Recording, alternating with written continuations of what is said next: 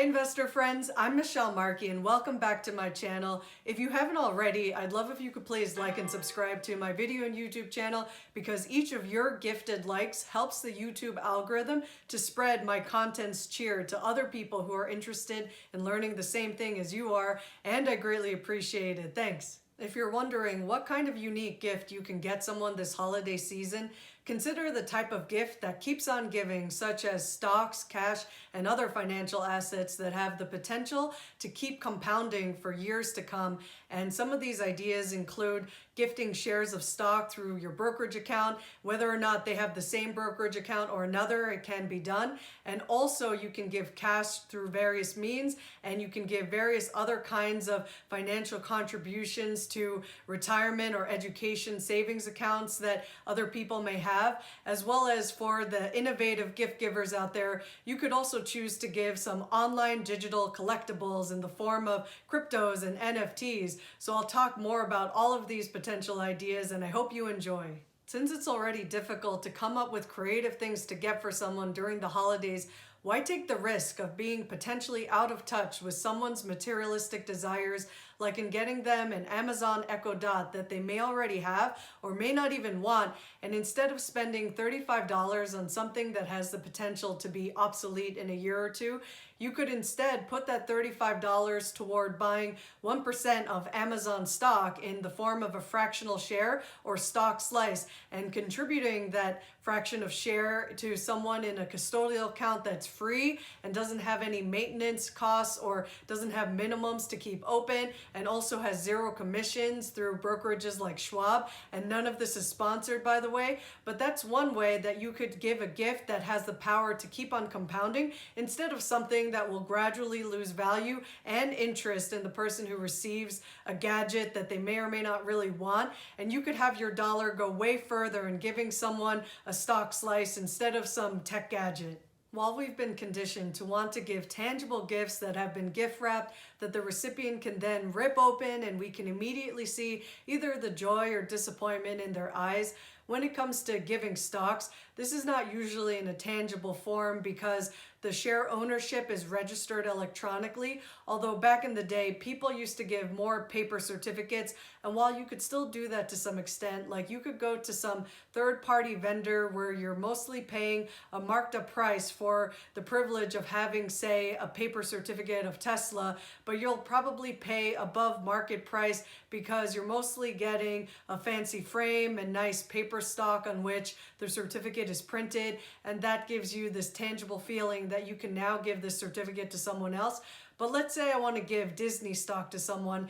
Instead of going to that third-party vendor and paying around $250, mostly for that nice frame and paper version, I could save around $100 by buying a share of Disney in my brokerage account and then transferring that to someone else's brokerage account. And maybe if I want a tangible version of this, I could go so far as buy a $3 frame and then print out like a sample stock certificate on the internet and write on it, "This is not a real stock certificate, check your brokerage account." And that could be just as good as if I gave them a tangible version of the stock, but I saved way more money and they got something that was way more valuable than a piece of paper, which is the actual ownership in a company that's still producing profits and that will likely continue compounding into the future. When going through the motions of gifting stocks, mutual funds, or other securities, one of the more straightforward ways of doing this seems to be what Schwab is offering in its free custodial account, where if you open and fund a custodial account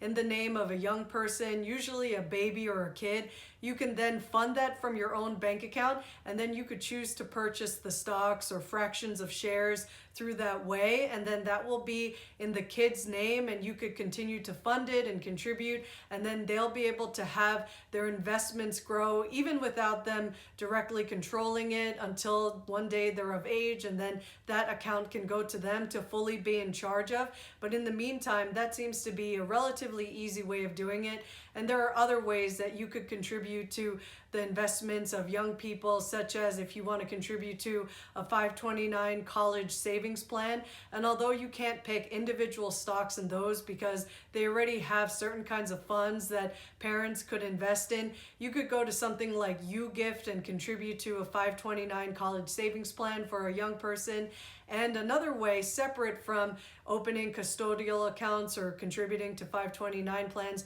is if you just want to straight up give a stock through a brokerage account. And in one example, going through what Fidelity mentions, let's say you're using an outside brokerage account outside of Fidelity, you would go through the instructions of what the outside brokerage firm says to follow their specific instructions and how you can contribute the shares from that outside brokerage into the Fidelity account. And Fidelity goes through several things to keep in mind if you want to contribute from the outside account into the Fidelity account. Or also you could choose to contribute if someone has a Fidelity brokerage account, you can go from the Fidelity account you have to another Fidelity brokerage account of someone else. And then you would specify your Fidelity account number and also your name and address and also the full security name and also what the CUSIP number is, which you can look up online. Or if you want to look for the more official source, you can look up the CUSIP in an SEC document to know for sure. And then you could choose to send over that share in that way, following the specific instructions that Fidelity outlines and also what any other given brokerage outlines. And in the case of Fidelity, it seems to be rooted in a little bit more traditional means where you have to either bring the letter of instructions to a physical Fidelity investment office or you can mail it in. And probably some other brokerage accounts offer online forms that make this an easier process, but there seems to be room for innovation in this area. And if you're wondering in the back of your mind of the potential tax ramifications of giving cash, stocks, and other assets to people, for most American tax filers, this is not going to be a big deal, and they won't have to likely file a gift tax return, but definitely check with a tax professional if you're making any major gift giving decisions, because they know best, and I'm just some person on the internet who has read about this, so I'm sharing what I've learned. And the IRS allows each person to give up to $15,000 per year per person in 2021, and this will increase to $16,000 in 2022. So this is great news if you're a generous person and can afford to give up to $15,000 to a lot of people. Like you could give that to your sibling, to your cousin, to your friend, to your mom, to your neighbor, each $15,000. So if you give that to 5 people, that's already $75,000. So you're not limited to only giving a total of $15,000 per year. You're actually allowed to give way more than that. And if you're married, you and your spouse can each give $15,000 to someone. So let's say you want to give $15,000 to your mom and so does your spouse. You can both give $15K to your mom and she can have a total of $30,000 from you and your spouse in that one tax year. And that's all without having to file a gift tax return. And then also, if you find yourself giving more than that amount per person per year,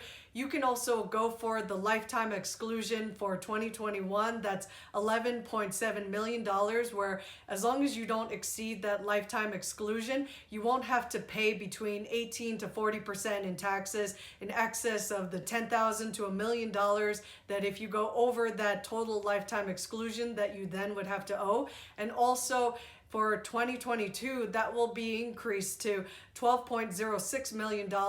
as a lifetime exclusion. So you have plenty of money to give away or other kinds of assets like stocks, land, or cars before you have to worry about incurring any kind of gift tax. Other financial related gifts you could give someone include opening a custodial Roth IRA account for working teenagers and kids who may not yet be of age to open their own Roth IRA, but this way you're enabling them to contribute their after-tax money that they earn from a job into a custodial Roth IRA, and this way they will thank you later in life for kickstarting their retirement investing. And another thing you can do is empower young people with the gift of financial education. And I happen to be partial to learning how to invest with stocks. And this way, I would suggest giving someone a book about how to invest. And I believe that a book like Invested by Danielle Town and Phil Town can help someone learn how they should be investing, much like how someone like Warren Buffett and Charlie Munger invest,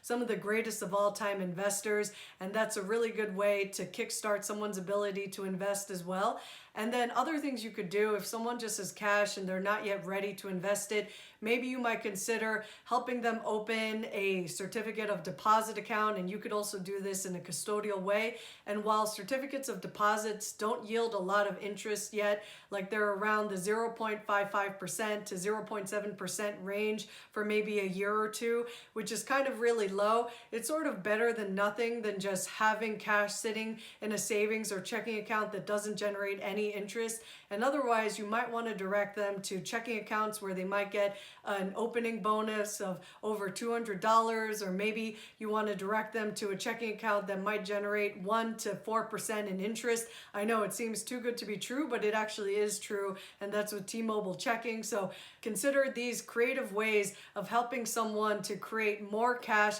from their existing cash that they either receive from you or that they've generated through their jobs. And that's one way that people can still get ahead financially. And while some online guides suggest giving the gift of a few hours with a financial planner, that can go either way. That can either be really helpful to someone, or someone may not want that kind of personalized advice, because as many as 70% of people prefer to do their investments in a self-directed manner. So maybe one of the better ways to go is to just point some people in some good directions and books and online sources where you think they're good and respectable sources of learning how to invest, because people may not really want advice from an expert or financial planner. Some people may prefer to do investing on their own. And for some of you who may already be trailblazing in the metaverse, or maybe some of you have kids who are spending real money in Roblox, and maybe that's not such a good time, but ways to be careful in transferring digital online cryptos or non-fungible tokens or NFTs would be to consult with some guides that specifically talk about how to do exactly that. So you could see them on sites like The Balance, where they talk about how you can transfer non-fungible tokens. Let's say you obtain them from places like OpenSea, and then you have them in your digital wallet, and then you want to get the address of the person you want to give to their public digital wallet, and then you go through the motions of transferring that NFT to their wallet and making sure it's verified on the blockchain. So if you go through all this, you will find a lot of detailed instructions, more so than I would be able to give you. And that's some ways that for all of you who are spending a lot of real money in online digital collectibles, you can go ahead and look into that, and hopefully that will all work out for you. And if you enjoyed this video or learned something, please like and subscribe. And I wish you well this holiday season in your journey to giving the best gifts you can give. Till next time.